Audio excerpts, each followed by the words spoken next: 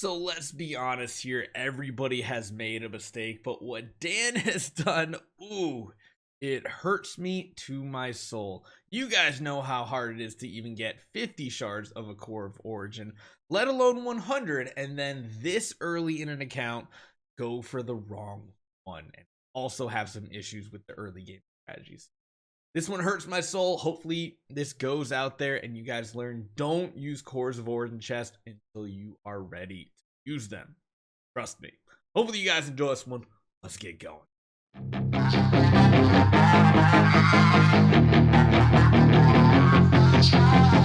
So we have one of our account reviews for, I'm going to call him a tier 1 sub. Technically he gifted a sub to somebody else. I think that entitles him to an account review. So we have TMM Dan here on YouTube and Discord. So the image up there, a lot of you guys don't know the hero. That's going to be Sleepless, which makes me think he's going to show me some sort of troll account. It is VIP 6 though. Maybe that's just his normal hero. But he did say most of his money was spent on this account, has gone towards monthly stuff and then good events. So again, this is about a level 116 account. That means he's probably been playing this account for about 3 months. I think my free to play is just past 2 months and we're at like 107. So I'd say probably around the 3-month mark would be pretty justified. So let's see what we have in store for us today. Oh, dang, it's just a legit account. I was not expecting that. Now, immediately, the first thing I have to say is, yeah, I already have the wrong Transcendence hero for the time being. So if you're thinking and wondering why your progression might not be as far as it should be, that's because this should be either a Fairy Queen Vesa or a Hyperspace Hunter Ilamok. Now, there's a couple things wrong with this. The Corbin gift and subs too. Thank you so much, man. Yeah, so first and foremost, this is one of the biggest mistakes I see new players make because they see a lot of videos and they're like, oh yeah, Aspen is just the best Transcendence hero. Obviously, I'm going to pick him as our first Transcendence hero. However, that is not how it goes. The traditional build order looks like it was followed decently. I don't see a wall deck. So that's the only like nitpick here is usually you want to have like a 9-star wall deck on this too for that frenzy effect.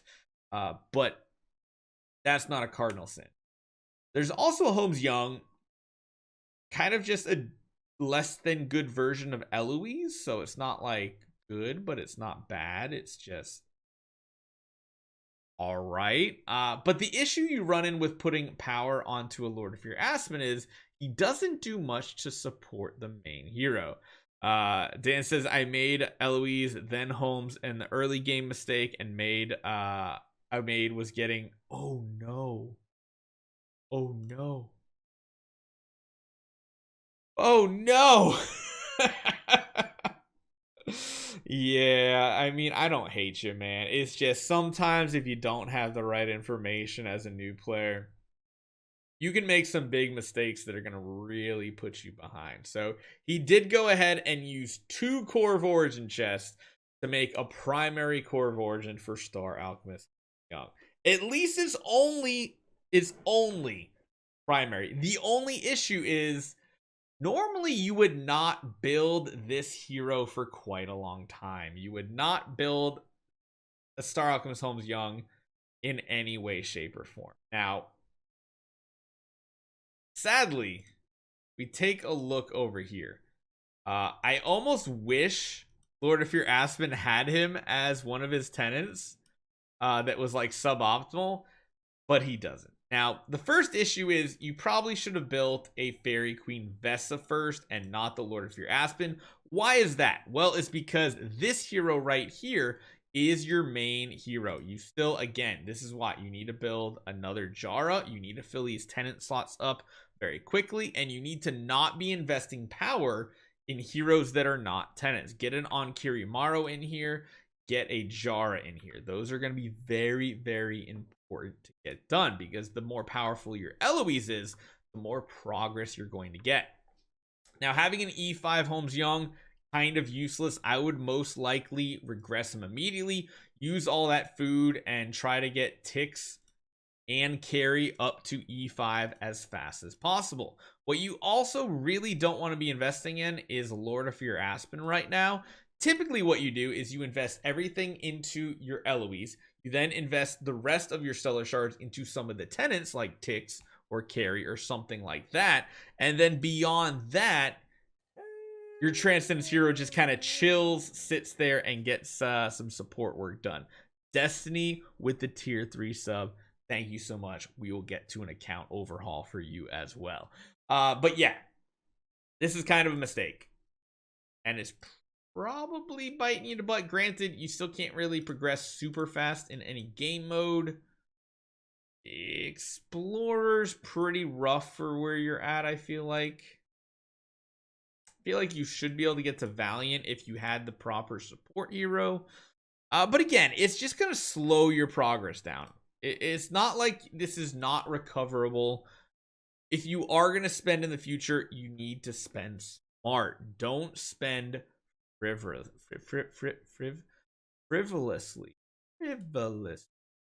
Yeah. Oh, you actually got the full plan. Cool. This is actually going to be a big help. Number one, you're getting Prism Starry Gems, but number two, you're getting those crystals. So, what is your crystal count? It's very, very, very low. Now, typically, you don't want to go into a Lord of Fear Aspen account and get rid of the Eloise power until you have 2 Transcendence heroes. That's when you take either the Hyperspace Hunter Ilamok or the Fairy Queen Vessa from the early game support role and build both Lord of Fear Aspen and Scarlet Queen Halora. Why is that? Well, if we do come back over to Cloud Island and we take a look one more time at Lord of Fear Aspen's tenants, Scarlet Queen Halora is one of those heroes. You're going to invest all your power into Lord of Fear Aspen and cap him out as far as possible. Then you put all the rest of your resources in Scarlet Queen Halora, and then eventually Phantom of Fire Lena when you get your third one. You do not put any power in any other hero in the early game besides the tenant Transcendence heroes. If you're putting power anywhere else, you're literally just making a weaker Lord of Fear Aspen, which is going to really hold you back as far as progress goes. Now, you could change that Transcendence hero right now if you wanted to.